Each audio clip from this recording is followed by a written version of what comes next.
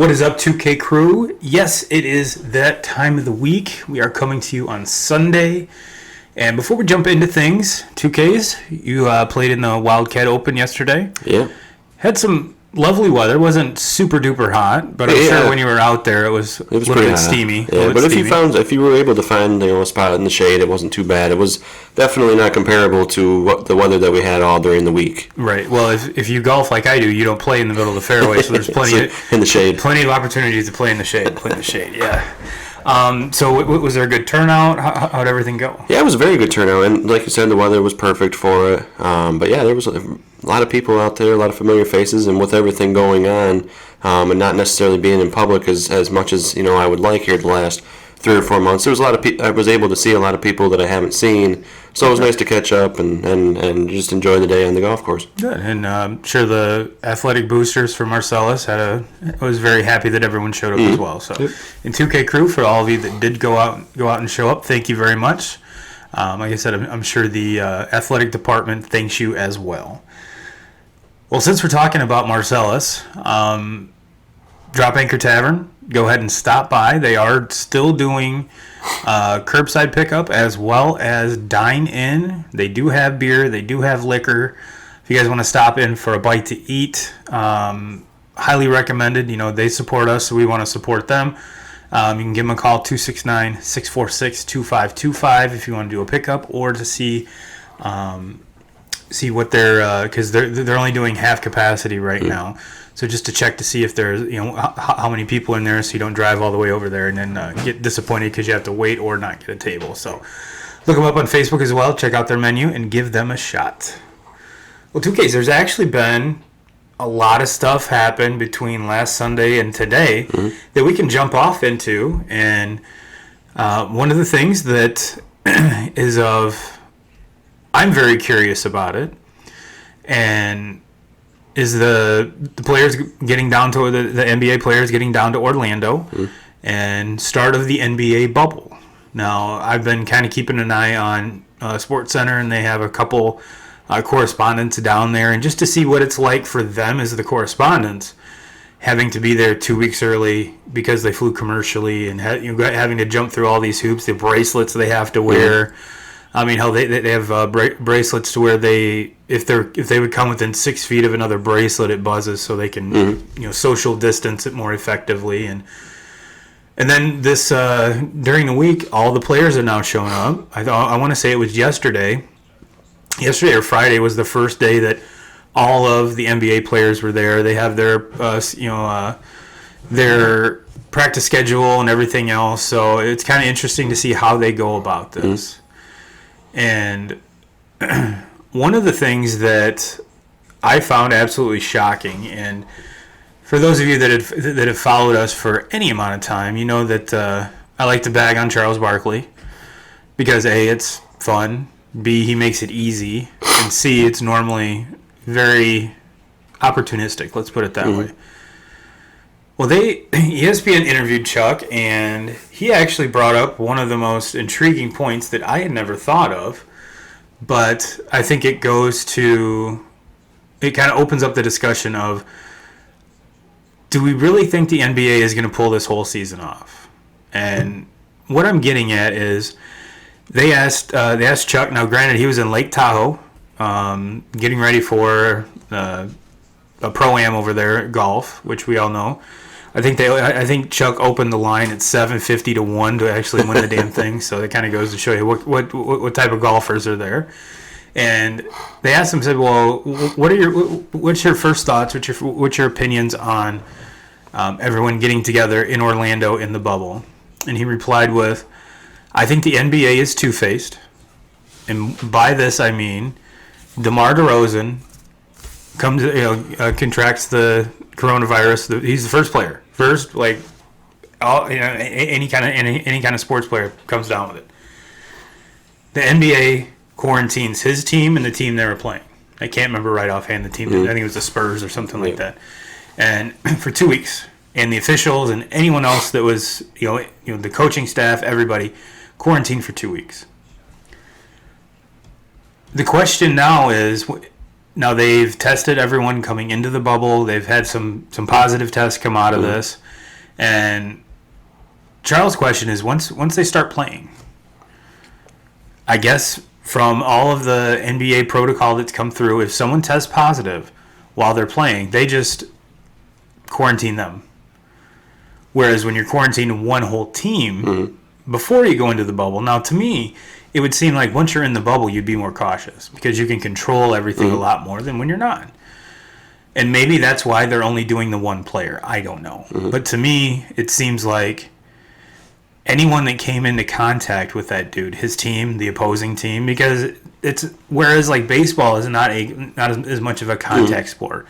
Basketball, you're touching each other, you're sweating on each other, you're defensively checking, you're posting up, whatever. I mean, even dudes sitting on the bench, the coaches, I'm not going to say they're sharing towels, but that's kind of gross, but I'm sure it happens from time to time. Oh, absolutely. So I look at it, I was like, holy shit, Charles Barkley, for one of the few times that I've been following him, is making fucking sense. And he's making great sense. And I think we're going to see with all of this, once everything starts, because I want to say baseball starts a week from now. Yeah, baseball actually will start a couple days before the NBA. Yeah. And so it's, and switching to baseball too, there's been some, like Freddie Freeman, and then there's been a lot of pretty high profile athletes that have contracted this. So been pretty high profile athletes that have said that they're done and that they're not going to play this year. And everyone was giving Buster Posey shit. I mean, he's adopting 2 premature twins. Yeah. Get the fuck out of here. You should. Nobody has the right to give any of these athletes shit. No. I mean, it's their life. This is their livelihood, and regardless if they want to be out there playing like most of these guys want to, or if you want to take the safe side and not be there, I mean, you're making the right decision. In my opinion, you're making the right decision with whatever you make. It's up to you. It's your profession. It's your life. It's about you and your family. And that's all that matters, period. It doesn't matter about what fucking Kyle Kaler thinks, right. As a fan. Not yet, anyway. Yeah. We're not that big yet. We're not that big yet. And here's the thing. Here's what it boils down to. As a man, Kyle, if I told you that you had to go to work 3 months without seeing your kids, would you do it? No. There you go. Nope. And that's not even talking about all the things, living in the bubble, living with all these other players. I'm just saying right out the gate, you have to go to work for 3 months and not see your kids and your family. Yep. There's a lot of people who be like, fuck no, you kidding me? And, last I checked, you're not making like, $10 million a year. And that's what a lot of people are going to say. They just listen to me say no, there's no chance I would do it. But a lot of people are going to say, well, for that amount of money, you're going to give that up? I mean, if I'm in the same boat as a lot of these athletes, fuck yeah. I mean, it's 1 year. Yeah. Come back next year, and I'm going to make enough money that I'm going to be fine. So, to me, it's easier for someone like that's making that amount of money to say no than it is for somebody like me that has to have that income, has to make that. So, and you look at like Mike Trout. He has a kid on the way that's expected, I think, in September. Now, this is his first child. Not to say it's any different with his second or third child, but this is his first one. Yeah. And you're trying to tell me that you would bag on him for leaving his wife, his at this time 7th-month pregnant wife, be gone for 2 months, come back, and now all of a sudden she's expecting you. I mean, you're supposed to be as clean and as healthy as possible for a brand new baby, period, whether you're quarantined or not. And then have to come back 2 weeks, quarantine for 2 weeks, and then come back. And he's come out publicly and said he's not sure what's going to happen. He's not sure what his decision is going to be. And I have a feeling that if it were my gut feeling, I would say he's not going to play this year, just because and especially with him. He still hasn't got into that big contract yet. He's still on his arbitration years and stuff, which is still a lot of money. Oh, yeah. But giving up a year paycheck isn't going to kill him. And honestly, it could be it's less wear and tear on his body. He could prepare, work out at home and get to be, I don't know, like ungodly because he's already a badass. Oh yeah. But kind of getting back to the NBA and where they're playing in the bubble, this is kind of like the litmus test because with all the major league stadiums, they're going to be playing with no stands and playing at home. They're playing, like the NL East plays the AL East and so on and so forth to kind of combat travel and stuff like that. So it's gonna be different to see how each league kind of goes with it and take into account now that they're still saying football is going on as planned, and I'm going to finish this thought and then we'll jump into some more football talk because there's some huge football news that came down too. Cha-ching. Well, that and something else that just came to mind. Oh. But so yeah, it's going to be weird to see how each league the schedule is going to be fucking insane. It's going to be hard to keep up. But I think that we haven't had sports in so long that I think it's going to be awesome. Yeah, I think it's going to be awesome. Yeah. But so we've got the NHL just playing the playoffs, which you and I have been well documented. We're not huge NHL guys. We've got the NFL supposedly going on as normal, but obviously without fans. Yeah. We have the MLB who's playing. I mean, they're making different rules. I mean, you have the runner on second, going to start on second and extra innings. No DH throughout. Like I said, the AL and NL East, Central, and West are going to play each other. So you're going to see some matchups that are more often than we're not used to seeing, which could lead to some good rivalries. Don't get me wrong. And then we take a look at, and this is the one I was going to spring on you, college football. And that's where it gets complicated. We came out, the Ivy League came out and said they're not having any fall sports. I think it was the next day or later that day, the Big 10 came out and said we're only playing conference games, only to have the Pac-12 follow suit. And it's well documented too. I'm a Notre Dame fan, and it looks like we're probably going to have 5 games this year. 5 games this year because we've already had at least we've. The Big 10, we were playing Wisconsin and Green Bay. And now with the Pac-12, we're Nixon Stanford. We're Nixon USC.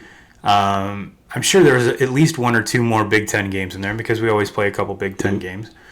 And, it's kind of gone over the internet. Well, Notre Dame shot themselves in the foot. Fuck you. Like, who's looking ahead and thinking about the coronavirus taking over the world in 2020? Like, you better find a conference, Notre Dame, because there's going to be a global pandemic in 2020, and you're not going to be playing any games. Now, I find that to be a little. It's joking. This is one more reason why and. When it comes to Notre Dame having, being independent for football only, that the reason they do that, folks, is because they have a gigantic contract with NBC, which they make more money on than even the if you combine the Big 10 network, all the Big 10 schools get a cut of that. They make more money than they do combined. They make more money than the Big 12 network combined, or the any. It's the richest. TV contract in college football. And here's my argument back to that, and I'm not a Notre Dame fan at all. I mean, in all honesty, I fucking hate Notre Dame. So, but all these people that are bitching and griping for years and years about telling Notre Dame to get into conference, they hurt themselves by not joining a conference. Yeah. Like, they hurt themselves, and what I mean by that is they take one loss in the season, they're done. They're done. They're done. And to where you see all these teams in these major conferences normally going into the playoff with 1 loss at least on their schedule. Yeah. I mean, how many times have you seen it? I mean, shit, Alabama won a championship a couple years ago, and I think they had 2 losses.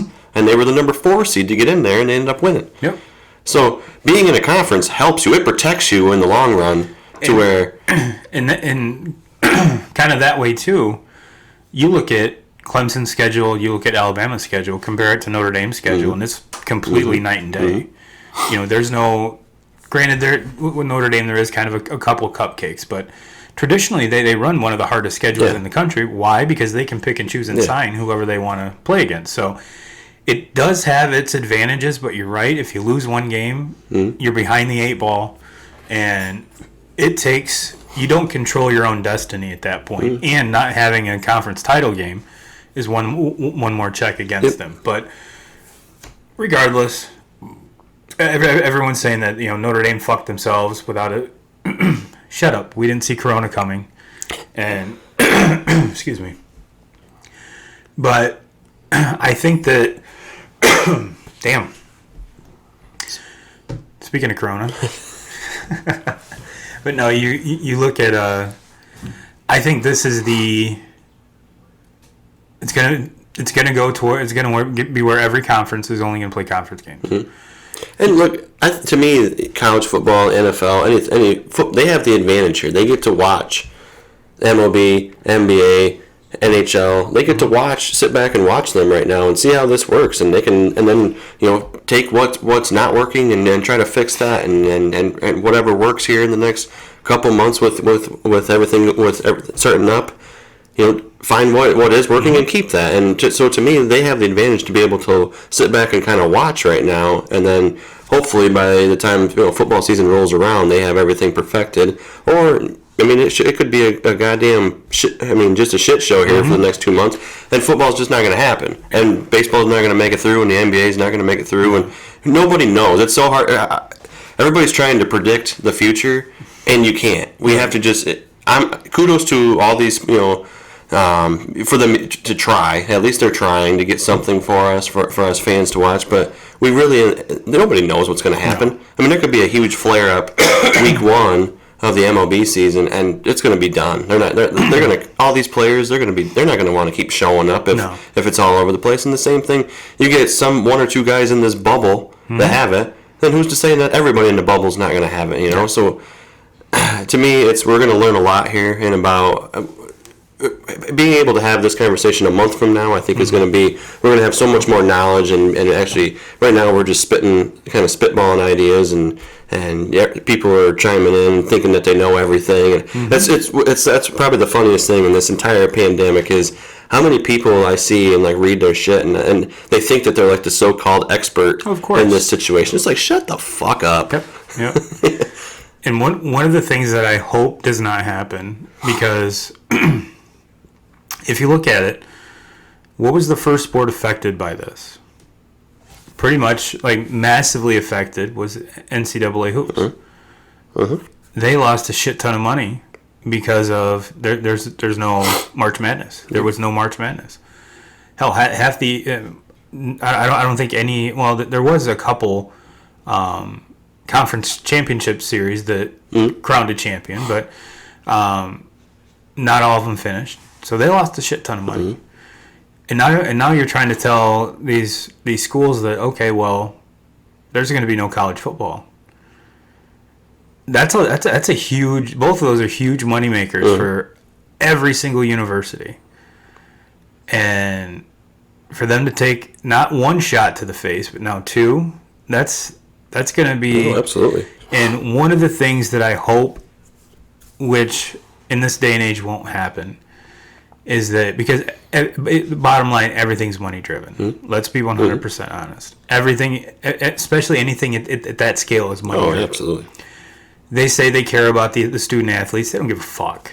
The only time they give a fuck is when one of them fucks up. Exactly. And for them to let everyone come back too early or try to force this and it goes horribly wrong, and if 1 or 2 of these athletes die because of this, that's going to be the fucked up part. Money driven. Yep. You've already lost I don't know how many billions of dollars off March Madness. Gone. And now you're trying to tell all these programs that, which some of these programs fund lots of the parts of the school. So now there's a huge moneymaker for the school. It's gone. At what cost do they bring people back? And I say this focusing on college sports more than professional sports, because professional sports, they can opt out. They're already paid. Yeah. College sports, it needs to be more about the athlete than the bottom line dollar, which it's not going to happen. It never has been. No. I mean, this goes right into the argument with never paying these kids. These kids that have made so much money over how many fucking years and never were paid. Were always considered the amateur athletes, and the NCAA would chime in all the time when they found out that these kids were actually being paid, or they had hired an agent. That's when they step in and they suspend them for a year, or take away wins or a championship from a school, and all Heisman that from a Reggie. Yeah. But with all this going on, there's not even any talk about getting these kids back into school yet. I haven't even heard anything about that. Before you can even start talking about getting kids on the field or getting them on a court, don't we have to go to school first? Yeah, you would think so. But when you're not allowing regular students on campus, I think it's fucked up to try to have these players. Exactly. And then on top of that, if you are one of those athletes, how do you focus? How do you stay? Because having the campus to yourself would be a creepy fucking. Yeah. I mean, because if you've ever taken summer classes at any university, it's sparsely populated and it's kind of scary. Like, is the school closed? Or am I supposed to be here? Is this really going on?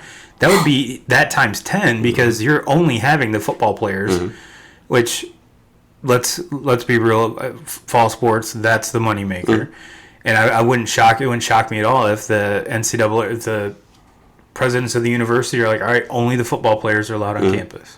It wouldn't shock. I guess I wouldn't be surprised to see like a football season being moved to the spring or something, because that is your big money maker, and obviously the last sport collegiately that you want to lose is a football season. So maybe pushing that back to the spring, that wouldn't shock me to see that happen. It's crazy. Yeah, and I've kind of beaten this horse quite a few times. Is that I try to stay optimistic. I am kind of stoked with everything. I mean, the only thing I'm not stoked about is watching soccer right now, just because it's the only thing on ESPN. I'm not really stoked about that. But, yeah, I'm probably going to watch more NBA games. I'm probably going to...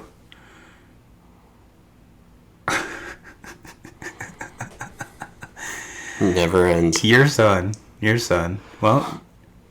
Little 2K's decided he was going to drop a camera lens right on the part of his big toe where the nail meets the skin. So, yes, breaking mirrors, busting his toes on stuff. It's got to come from you. It's got to come from you. No, it comes from his mother. It comes from his mother. The only thing that came from me is his looks. That's very true. It's undeniable whose child it is.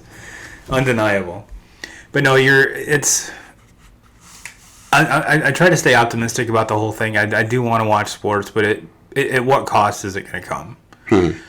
Because I would much rather take a season off and get to see my favorite players play, as opposed to one of them coming down with us and never being able to play again. I'm sure they wouldn't be too happy if that happened either. But just. We have to take this as unselfishly as possible because we're not in their shoes, and we've said it time and time again. There's no playbook for this. This is something that is unprecedented that we're all going through day by day, trying to make the best of it and do whatever the hell we can. But one person that's doing a lot with what the hell they have is Patrick motherfucking Mahomes. Dude shocks the... Well, I'm not going to say shock. The only thing that shocked the world out of me was the length of the contract. It wasn't the money involved, because we were all thinking it was going to be about $40 a year. And he signs a $10 million, 10-year, $400 million contract extension, which all in all I think works out with the years that he has left and some other stuff too. It could be up to $512 million over the course of 10 years. So it looks like the Chiefs have their quarterback for the foreseeable future. And I was talking with a couple buddies the other day, and I said, you know what? Trout's already at over $40 million. Cabrera's he's got to be, if he's not over 40, he's right there. Right close. there, yep. So you look at, I think it's more of a fair comparison just because of their age to compare Mike Trout and Patrick Mahomes. Even though Mahomes is younger, he might be a couple years younger, but the sport that they're playing, obviously baseball is not as contact heavy as football. I think that goes without saying, even though I just said it. And because the Trout deal was 10 years too, wasn't it? Yep. So they're pretty much identical. So I don't think that, and someone raised the question the other day is, well, Mahomes has already won an MVP, Super Bowl MVP, and obviously a Super Bowl ring. Whereas Trout's won many MVPs, probably deserved a couple more, has yet to make the playoffs. So I know,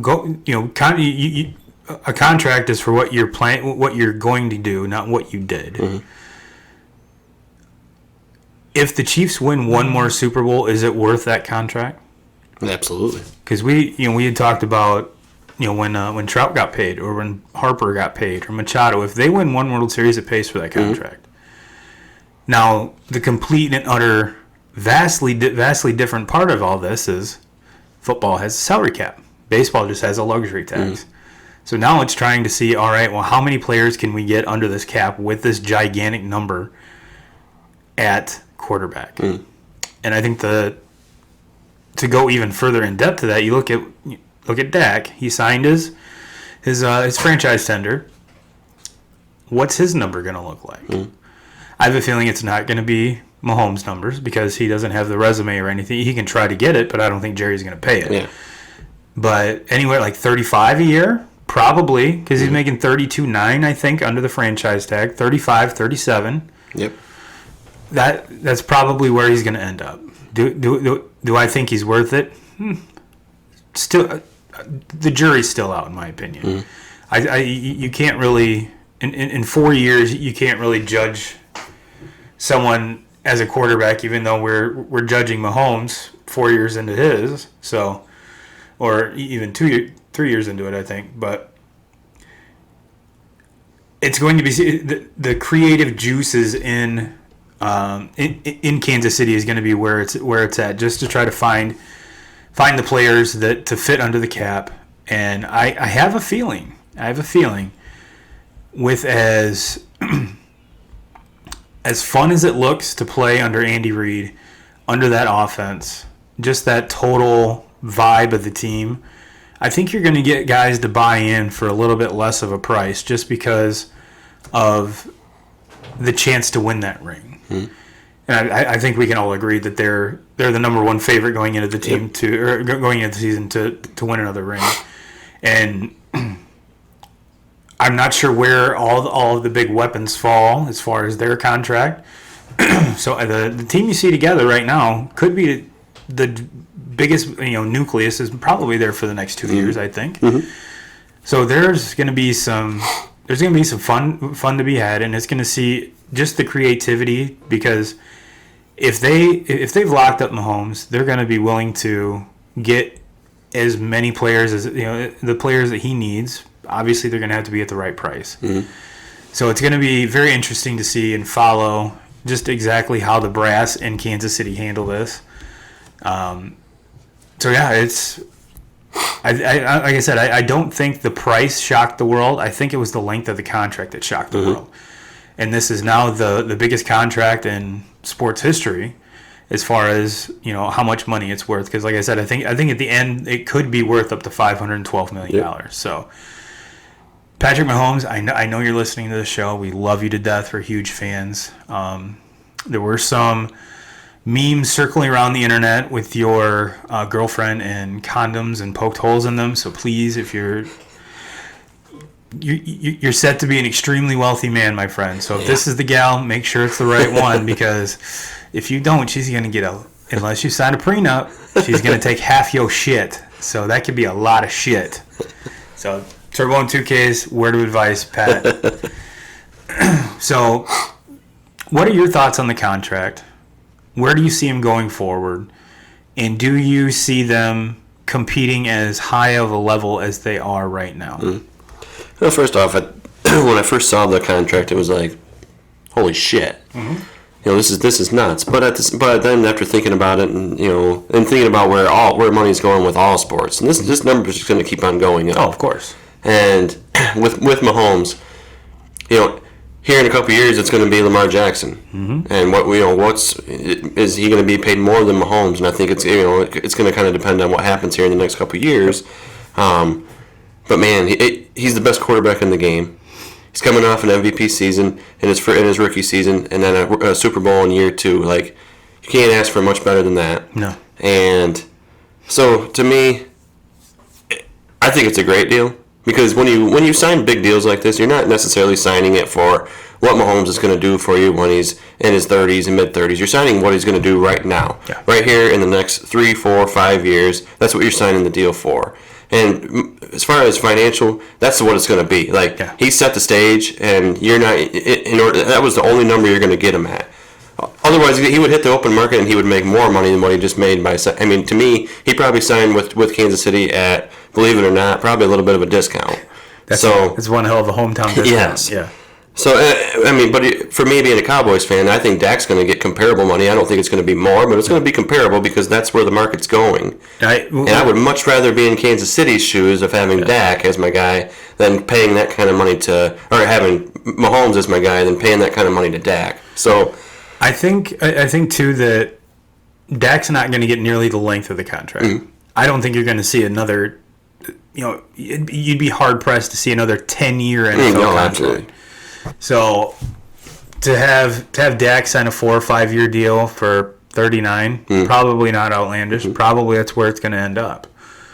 I would be shocked if it's more money than Mahomes. Mm-hmm. Even if I'm going to go out on a limb and say this, even if Dak takes the Cowboys and wins a Super Bowl, I still think he's not going to get he's not going to get Mahomes money. No. And same thing with Lamar. If Lamar takes the Ravens to the Super Bowl and wins it, you might see a similar contract extension with him. Mm-hmm.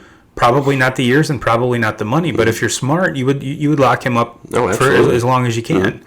Now, I do see there's a lot more risk with Lamar, or Lamjack, as we're stupidly calling him, because he takes more hits. Mm-hmm. He's more of a runner. He's more of a Mike Vick style, whereas Mahomes is elusive. He can run, but he doesn't take nearly the hits. Yep.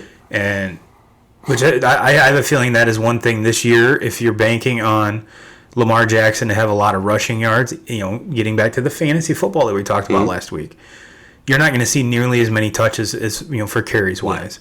You're paying a guy like Mark Ingram, who's a bowling ball back there, and then you take on, they're the ones that got Dobbins, right? Mm-hmm. So you have a whole new I think Dobbins is going to be an amazing quarterback or running back in that system. Mm-hmm. You're going to see them handing the ball off a lot more. You might see 1 or 2 design runs, on like a 3rd and 2 or something like that, where you just let Lamar be Lamar, not on 2nd and 15 or. But if you do, then I have a feeling Harbaugh's a smarter coach than that. Yeah. He's been through too many quarterbacks to know that they're always one hit away. Yep. They're always one hit away. And just the security and kind of the go through progressions and not kind of freak out to where that Mahomes has that over Jackson right now. Yep. And I'm not saying that he can't learn that, and that can't that's obviously an acquired skill you can get, and it will come with time, because in Louisville he didn't do that. He just all right, that guy's covered, I'm gone because I'm a better athlete than anyone else on the field. Mm-hmm. Now you're not that. He's still elusive. He's still an amazing athlete, but there's times where he's not the best athlete.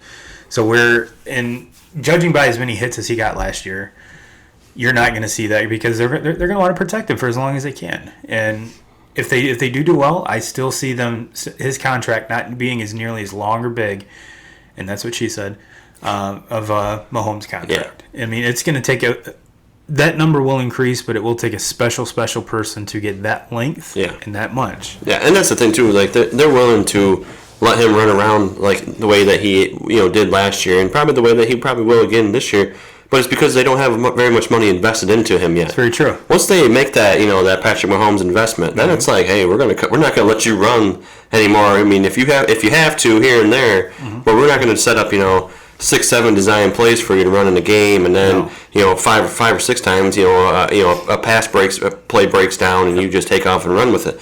That shit's not going to happen when we invest, Patrick Mahomes kind of money to you. You even look at Russell Wilson, how much his running went down. Yep. It was out of necessity, or learn how to slide, or protect yourself. That's something that RG3 could never get through his head. Had he probably would have been, if his knees would have held up, would have been an amazing quarterback. 'Cause he took the Redskins by fire. That, and if Washington's football field didn't look like a fucking high school, or a Pop Warner field. I mean, that was the your franchise is your quarterback, and your quarterback happens to run the ball a lot. Yes, and your field's gonna look like that compared to every other NFL team. Look like there are horses there the night before doing a tractor pull and shit. Yeah, yeah. It like I said, the only thing that shocked me with the contract was the length. The how much per year. You and I talked about that. We said it'd be over 40, and I said, but Mahomes would be the one guy that if it was like for 25 or 30, it wouldn't shock me. No. So I think he got what he's worth. Oh, absolutely. And you know what? They're going to win another Super Bowl. Yeah. If not, it would shock me if they don't win at least 2 more in his time. But do I think he's going to be a guy that gets to 5 or 6 like Brady? No. And the reason I say that is because Brady played for that pay cut, to where they were able to keep the Travis Kelce's around, and they were able to keep the can't even think of the fast wide receiver, Tyreek Hill. And they were able to keep those weapons. Brady was able to he signed that so to where they were able to keep Rob Gronkowski, and for a little while they had Rob Gronkowski and Aaron Hernandez as tight ends, and then they brought Randy Moss over for a year, and just some of the big names, all the guys on the defense, the offensive line. Yep. And that's why that is why Kansas City won the Super Bowl this year, is because their defense made so many improvements to where the year before, Patrick Mahomes put up better numbers in his first year when they didn't get there than what he did last year, but he didn't need to put those numbers up because their defense was able to get off the field, and so I say it's hard to win a football game when your defense is giving up like 35 points a game. But when you have that offense, that's something you're used to, and you get ready for every week. Like, all right, we got to go. And when they needed to do it, we got to score 40. Ask Bill O'Brien and the Houston Texans about how fast they can put points on the board. Yes. That was very shocking, very shocking. So, like I said, we had a lot happened this week, and I'm sitting here trying to remember, and I'm sure there's a lot more that we didn't really jump on here, but it's setting up to be kind of crazy, and it's going to be weird to actually have content to talk about. Ooh, something else we could talk about. Had my first slow pitch softball game of the year. Yeah, we were taking care of business. I was 3 for 3. With 3 singles because it was hot as fuck out and I didn't want to run. And scored my first 3 at bats, 3 for 3, 3 singles, scored 3 runs.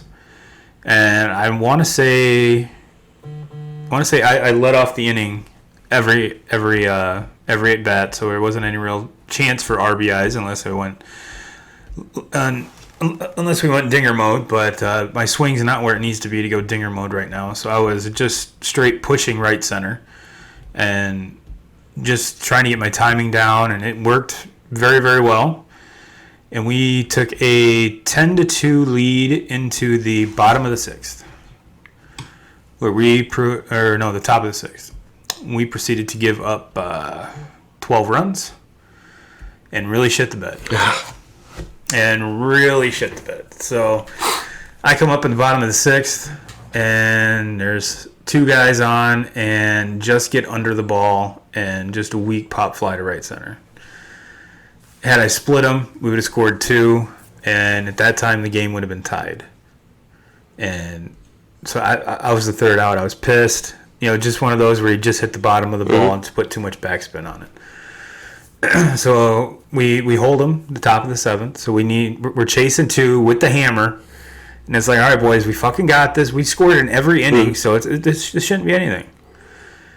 And we get one back, and Kyler Thornburg's up, and no, he ended up being stranded on 3rd, which would have been the tying run. So kind of a kick in the dick, but I was proud of us for not just giving in. We had the opportunity to not only to tie the game but win it.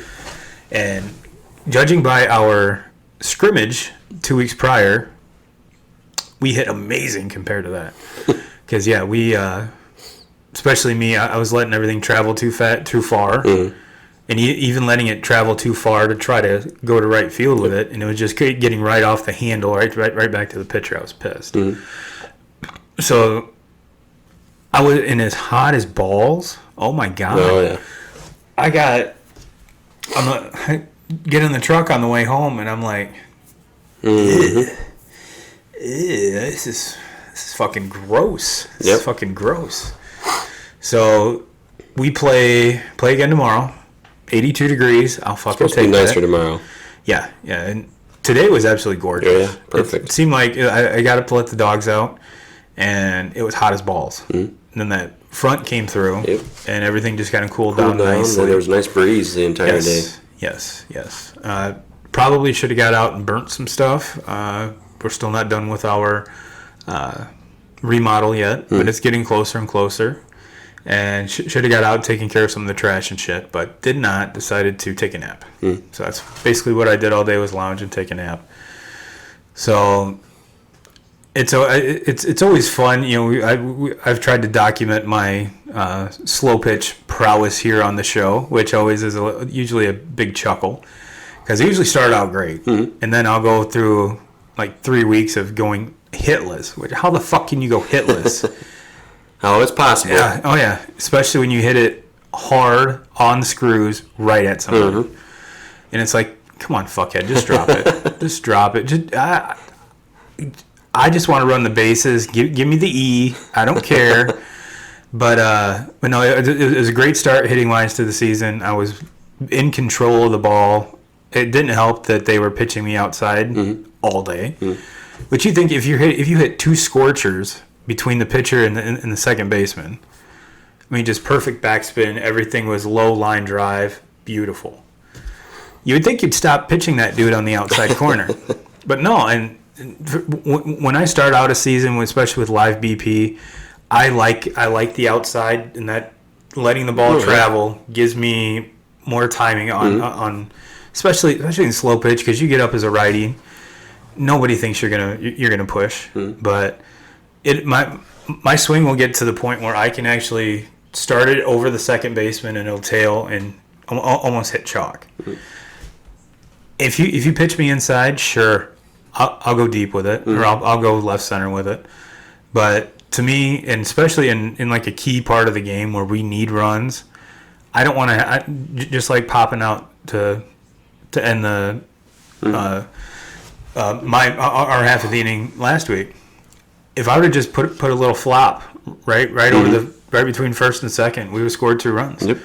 And I'm not. I don't need to hit dingers. I'm not that dude. Oh, that's all I do is hit fucking dingers, because that's not all you do. Half the time you pop out to left field or third base, which we all know a dude that does that. Christian Hudson.